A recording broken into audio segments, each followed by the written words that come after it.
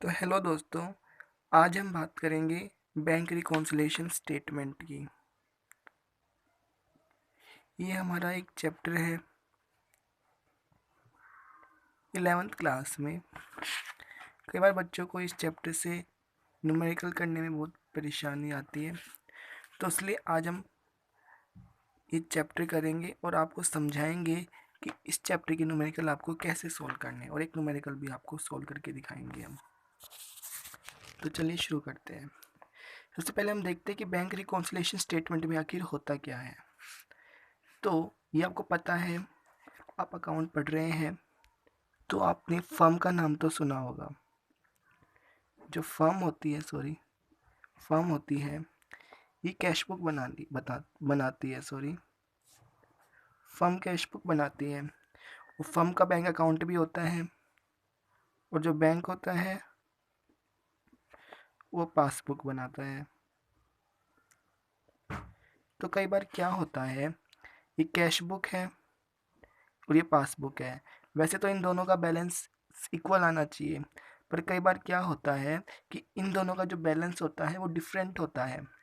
अब जो वो डिफरेंट बैलेंस है उनको हमें सिमिलर करना है, हमें इक्वल करना है उस बैलेंस को, क्योंकि दोनों का बैलेंस होना तो चाहिए सेम ही, क्योंकि सारी फाइनेंशियल ट्रांजैक्शन जो इसमें होती है वो इसमें होती है। जो फर्म रिकॉर्ड करती है कैश बुक में, वही बैंक रिकॉर्ड करता है पासबुक में। तो बैलेंस तो दोनों का इक्वल आना चाहिए, पर कई बार वो इक्वल नहीं आ पाता है।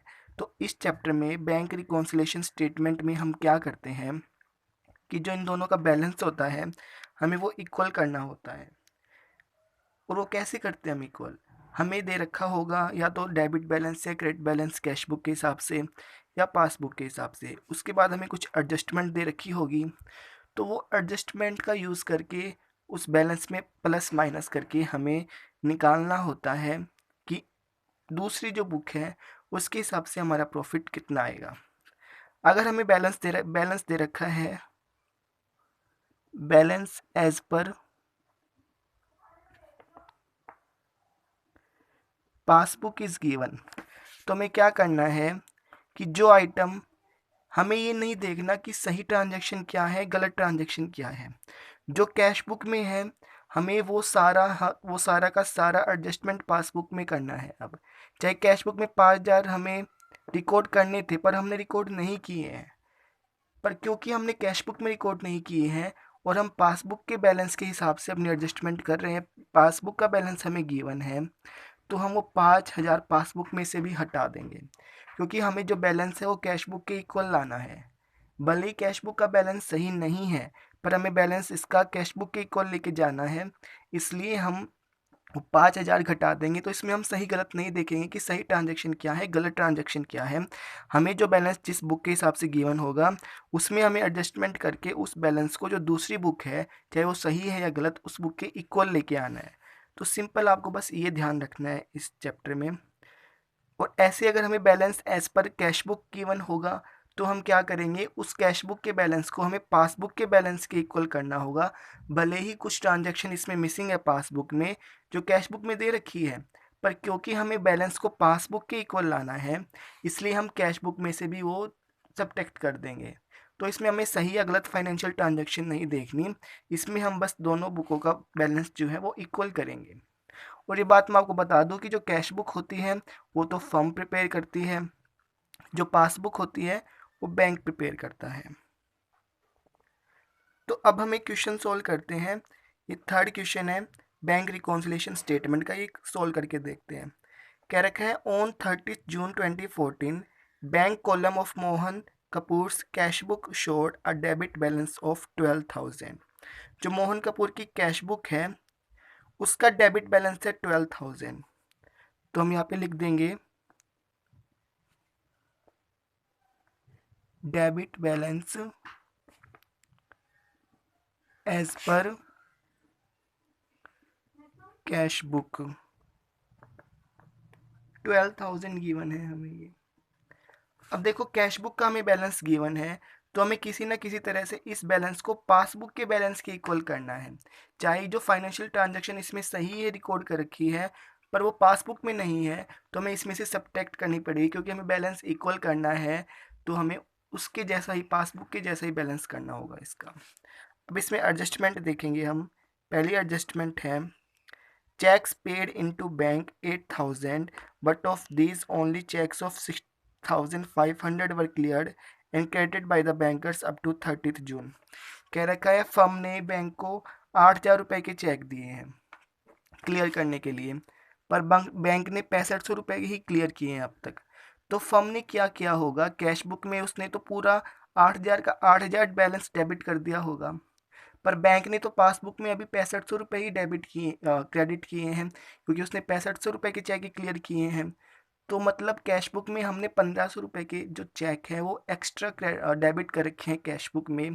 तो जो 1500 रुपये ज़्यादा है कैश बुक में फेवरेबल बैलेंस में, पासबुक में नहीं है, तब हमें कैश बुक का बैलेंस पासबुक के इक्वल लेके जाना है। तो ये हम क्या करेंगे, लेस कर देंगे 1500 रुपये। कैसे, तो हम यहाँ पर लिख देंगे चेक्स इशूड बट नॉट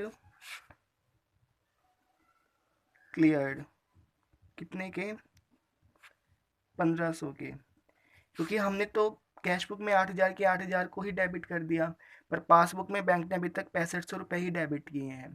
तो 1500 रुपये जो हमने एक्सेस डेबिट कर रखे हैं कैश बुक में, तो वो हम यहाँ पे लेस कर देंगे, क्योंकि हमें पासबुक के इक्वल लेके जाना है बैलेंस को। सेकेंड जो एडजस्टमेंट है, cheques of 9,200 were issued but out of this only cheques of 7,000 were presented for payment up to 30 June. कह रखा है हमने तो जो 9200 रुपये है, 9200 रुपये के हमने जो चेक है वो इशू किए हैं, पर बैंक में अभी तक सिर्फ 7,000 रुपये ही आए हैं कलेक्शन के लिए।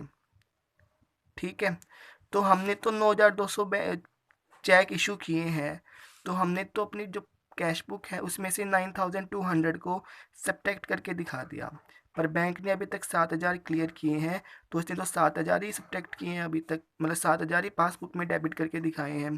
तो हमने जो एक्स्ट्रा 2,200 अभी से ही हमने अपनी कैश बुक में उसको घटा के दिखाया है, वो हमने पासबुक में नहीं दिखा रखा। अब हमारी कैश बुक के बैलेंस को हम पासबुक के अकॉर्डिंग करेंगे, तो ये 2,200 हम दोबारा ऐड कर देंगे इसमें, ताकि हमारा बैलेंस पासबुक के इक्वल हो जाए। तो हम लिख देंगे cheques issued but not presented for payment, कितने के, 9,000 माइनस 9,200 माइनस 7,000, 2,200 हो जाएंगे। हमारी नेक्स्ट एडजस्टमेंट है कि जो रिसिप्ट कॉलम है कैश बुक की वो अंडरकास्ट है 200 से, मतलब कैश बुक में हमने 200 रुपये कम दिखा रखे हैं रिसिप्ट साइड, पासबुक में हमने वो 200 रुपये दिखा रहे हैं। इसका मतलब जब भी तो अंडरकास्ट है, तो इसमें हम क्या करेंगे, ऐड कर देंगे, लिख देंगे कैश बुक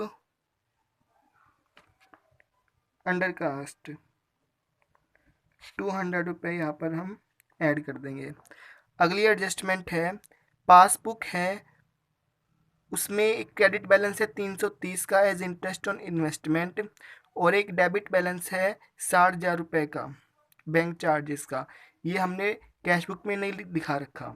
अब इसमें तो नहीं कह रखा कि हमने कैश बुक में नहीं दिखाया, पर ये हमें एडजस्टमेंट दे रखी है, तो हम ये अज्यूम कर लेते हैं कि कैश बुक में नहीं दिखाया होगा।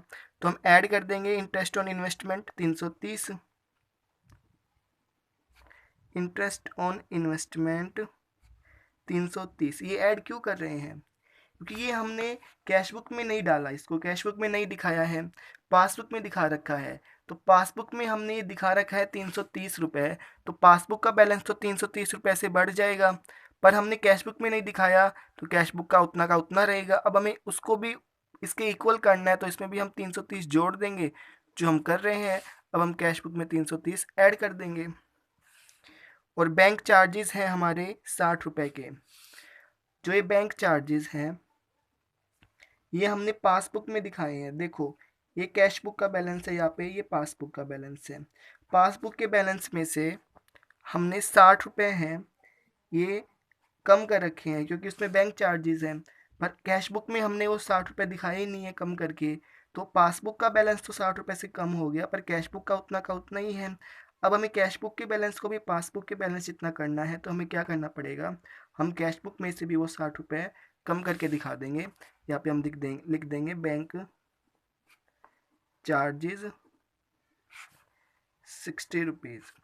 जो हमारी लास्ट एडजस्टमेंट है वो कह रखा है 29 जून को एक कस्टमर ने 3,000 डायरेक्टली बैंक अकाउंट में डिपॉजिट कर दिए और ये सिर्फ पासबुक में एंटर हुए हैं।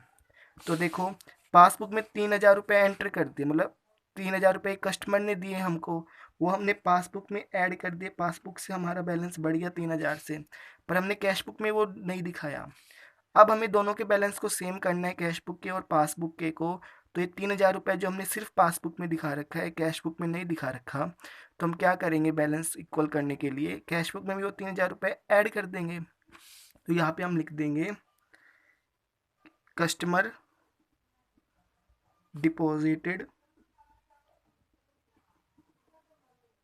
इन बैंक 3,000 रुपये। तो हमारी एडजस्टमेंट अभी सारी ख़त्म हो चुकी है, अब हम इनको ऐड करते हैं। तो पहले जो ऐड वाले आइटम है सारे उनको ऐड करो। 2,200 प्लस 200 2,400, 2,400 प्लस 330, 2,730 प्लस 3,000, ये हो जाएगा 5,730। तो 12,000 प्लस 5,730 कितना हो जाएगा 17,730। और ये जो लेस करने वाले आइटम है इनका टोटल है 1,560। तो इसमें से हमें 1,560 लेस कर देंगे, हमारा आंसर कितना आ जाएगा